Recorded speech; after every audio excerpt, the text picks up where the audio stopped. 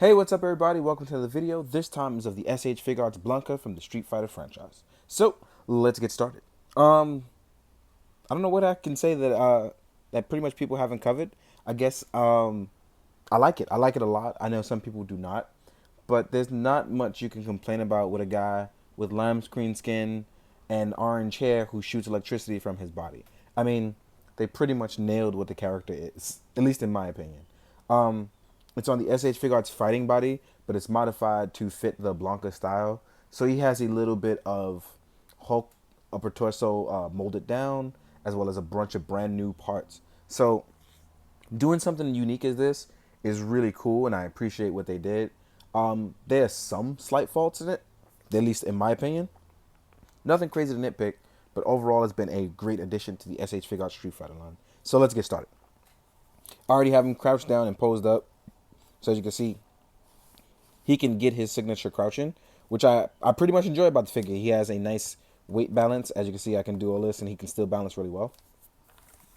And we're going to jump into him standing up and having the basic articulation. So one of the things I want to talk about is Blanka is going to seem very gappy, as well as the hair falling out, because you have to find a way, at least in my opinion, you have to balance out the, oh, why does he look blocky versus the, look, guy, like this guy is mostly crouching almost the entire time.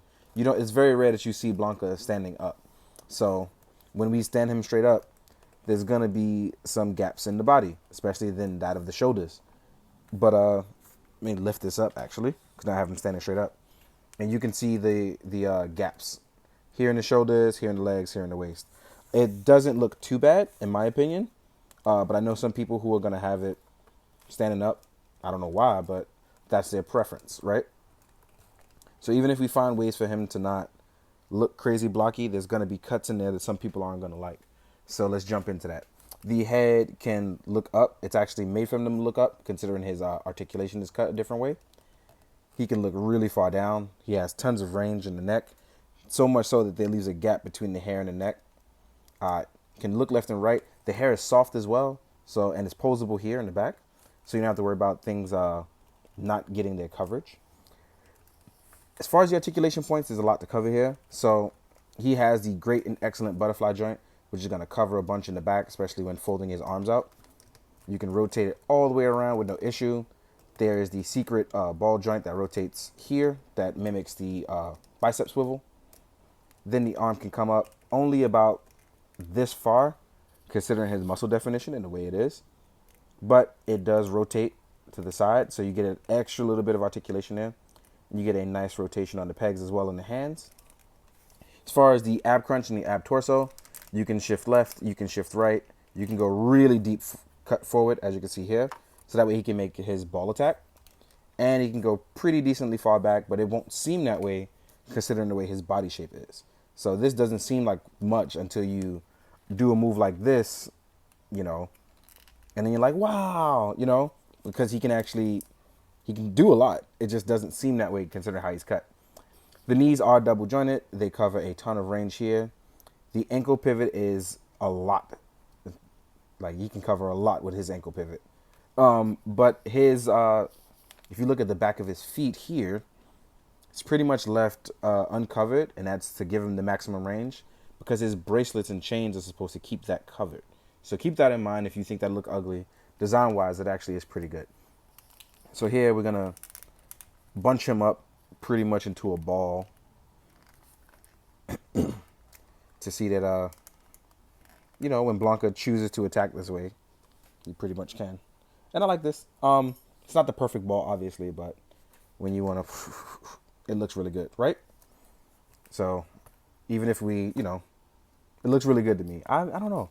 Maybe because I know what I'm getting for with Blanka, that actually it looks pretty good in my opinion. But some people may not like this. I just want to keep that in mind for them, you know. But here's like him rolling around on one foot, doing a pretty good job, you know. So this is him just balanced on one foot, having fun. Even if I fix that little gap there and rotate it in, he can still look just as good. He can kick you in the face without an issue. And this is the kind of stuff I enjoy.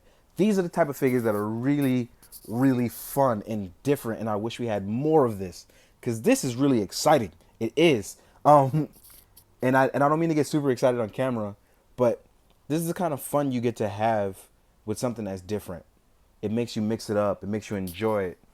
And for me, it brings back a lot of nostalgia because this is a toy that I've wanted since I was a kid. That we got as a 3 3/4 inch GI Joe crossover once. You know what I mean? So we had the Blanka and Snake Eyes team up, or it's just I don't know. It just brings up good memories for me, and I enjoy this kind of stuff.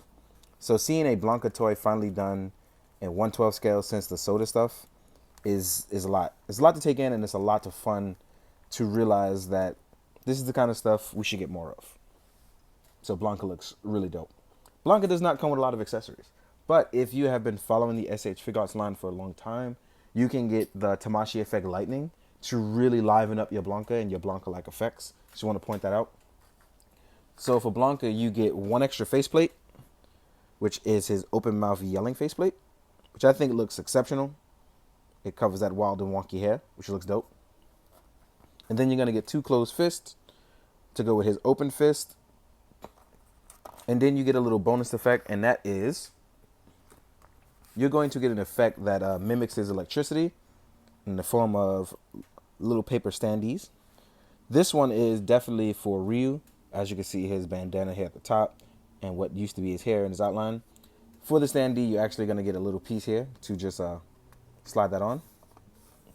And voila, so you can do the electricity effect right there. And you also get one for the female, which would be Chun-Li, the first two characters in the line.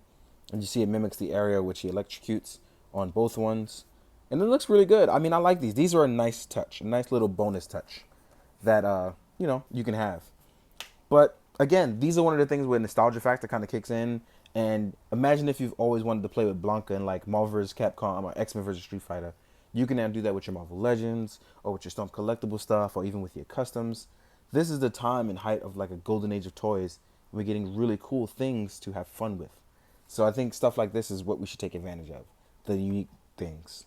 But let's jump into size comparisons. I'm going to stand Blanka straight up, which I know I shouldn't do. I should probably have him crouched down, but I want to stand up straight up so people can see just how different Blanka is size-wise with a bunch of other characters from Street Fighter. Well, not a lot from Street Fighter. I'm going to use a few, then I'm going to do it crossover with a bunch of other stuff so you guys can see what's going on.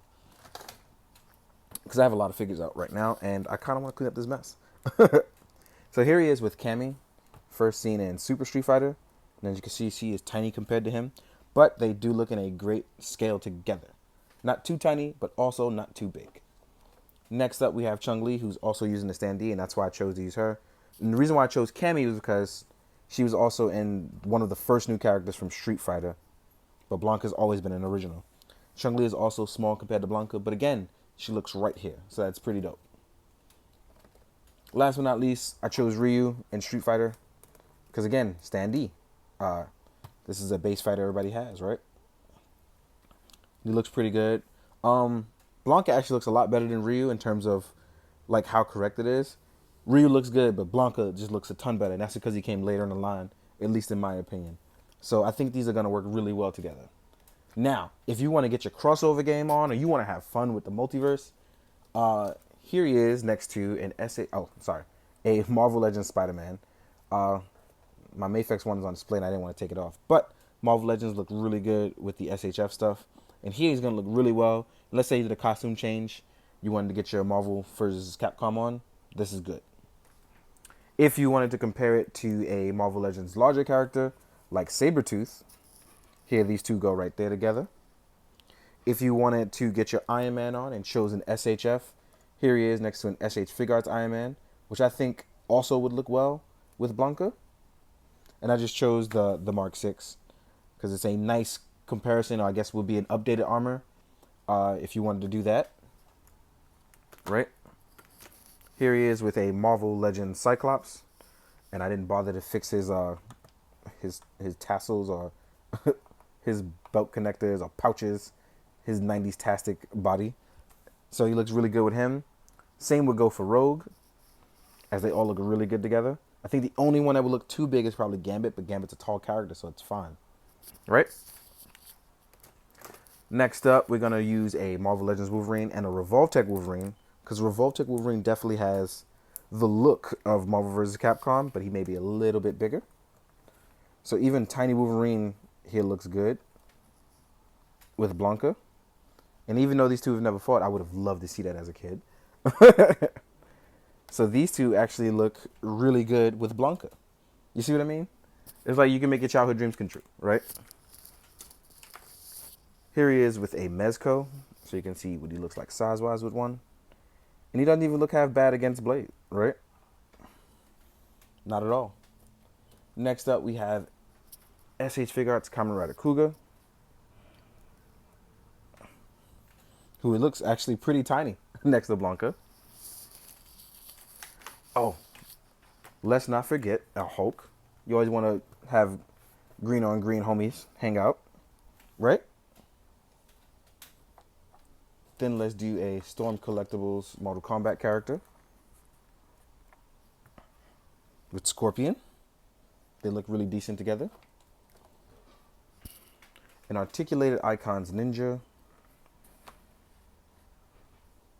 Oop, don't fall on me. There we go. And last but not least, a Synthetic Human. So I don't forget. It's also like good luck for me. I like synthetic humans.